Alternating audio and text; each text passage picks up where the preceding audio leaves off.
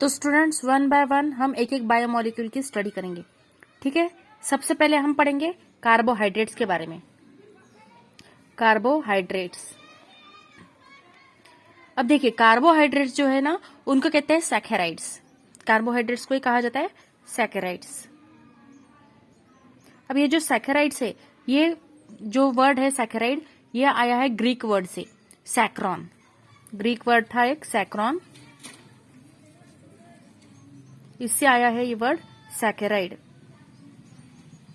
सैक्रॉन मतलब होता है शुगर, मतलब जितने भी कार्बोहाइड्रेट्स है, मतलब मोस्टली, जितने भी नहीं कहेंगे हम, मोस्टली जितने भी, यानी मोस्टली जो कार्बोहाइड्रेट्स है उनका टेस्ट ये स्वीट रहता है, स्वीट टेस्ट वाले रहते हैं इनको, इसलिए उनको कहा जाता है शुगर्स।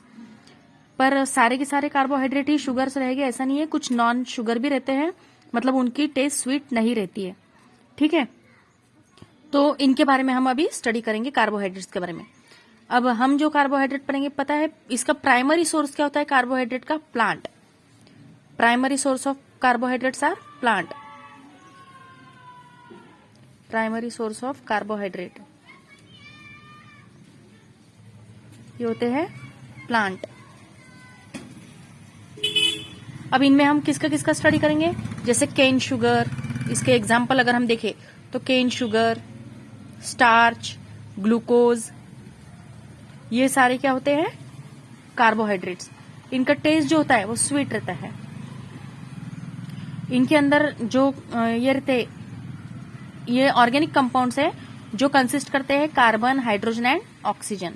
ये कार्बन, हाइड्रोजन और ऑक्सीजन से बने हुए ऑर्गेनिक कंपाउंड्स है, ठीक है। इनका जो जनरल मॉलिक्यूलर फॉर्मूला होता है वो होता है CxH2OY।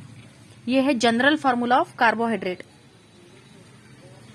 General formula of carbohydrate. पर स्टूडेंट्स एक इंपॉर्टेंट बात ऐसी है कि ये जो फॉर्मूला हम यूज कर रहे हैं CxH2OY, ये सभी कार्बोहाइड्रेट के लिए नहीं लगाया जा सकता, क्योंकि कुछ ऐसे है एक्सेप्शनल केस कि जहां पे ये फॉर्मूला तो फिट होता है पर वो कार्बोहाइड्रेट नहीं है, और कहीं कहीं पे कोई कार्बोहाइड्रेट है पर ये फॉर्मूला वहां पे फिट नहीं होता है। जैसे एग्जाम्पल अगर हम देखें तो देखिए एसिटिक एसिड जो हमें वेल नोन है बिल्कुल, एसिटिक एसिड, इसका फॉर्मूला है CH3COOH। अब अगर देखा जाए तो इस फॉर्मूले के हिसाब से यहाँ पे देखिए 2 कार्बन है, मतलब C2, ठीक है, H4 है और O2 है। ये हमारा फॉर्मूला है एसिटिक एसिड का C2H4O। अब इस फॉर्मूले में अगर हम लगाए तो देखिए CX की जगह वैल्यू आएगी 2, H2O लिख देंगे पहले, और फिर देखिए ब्रैकेट के बाहर अगर हम 2 लगा दे तो 4 हाइड्रोजन एंड 2 ऑक्सीजन, मतलब कि एसिटिक एसिड इस फॉर्मूले में बिल्कुल फिक्स हो रहा है, बराबर है। ये फॉर्मूला उसके ऊपर पूरा फिट हो रहा है, पर ये कार्बोहाइड्रेट है क्या? नहीं, this one be not a carbohydrate. तो ऐसे कुछ एक्सेप्शनल केस है। इसी तरह से देखिए एक रैमनोज है, रैमनोज, जिसका फॉर्मूला होता है C6H12O5।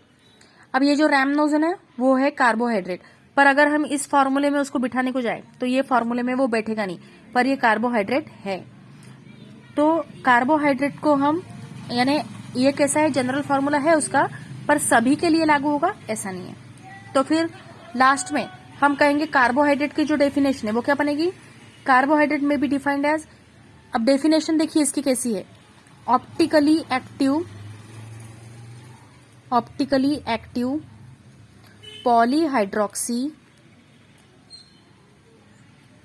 पॉलीहाइड्रोक्सी अल्डिहाइड और ketone, or the compounds which produce such units on hydrolysis, or the compounds which produce such units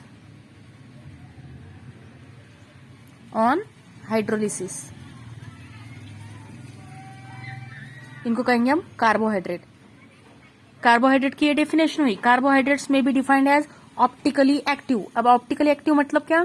कि जिनका प्लेन रोटेट होता है, डेक्स्ट्रो रोटेटरी या लिवो रोटेटरी हम पढ़ चुके हैं हेलोजन डेरिवेटिव कंपाउंड में, तो इस तरह के जो भी ऑप्टिकल एक्टिव कंपाउंड होंगे वो हो गए कार्बोहाइड्रेट्स। इसके बाद में पॉलीहाइड्रोक्सी, मतलब उसमें बहुत सारे हाइड्रोक्सी ग्रुप होंगे, OH ग्रुप होंगे, उसे कहेंगे हम पॉलीहाइड्रोक्सी।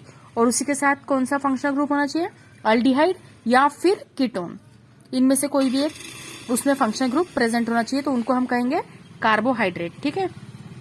या फिर आप ऐसा भी कह सकते हो कि अगर हम किसी कार्बोहाइड्रेट का हाइड्रोलिसिस करें, कार्बोहाइड्रेट का अगर हम हाइड्रोलिसिस करें तो यहाँ पे क्या मिलना चाहिए हमें, इस तरह के यानी कंपाउंड्स मिलना चाहिए कि वहां पे वो पॉलीहाइड्रोक्सी भी रहे, बहुत सारे हाइड्रोक्सिल ग्रुप रहे, उसमें अल्डिहाइड या कीटोन भी रहे, तो उन्हें भी हम कहेंगे कार्बोहाइड्रेट। ठीक है। मतलब अगर हम किसी का हाइड्रोलिसिस कर रहे हैं किसी कंपाउंड का और उसका ब्रेकडाउन होके अगर हमें अल्डिहाइड और कीटोन मिल रहा है तो उन्हें हम कहेंगे कार्बोहाइड्रेट।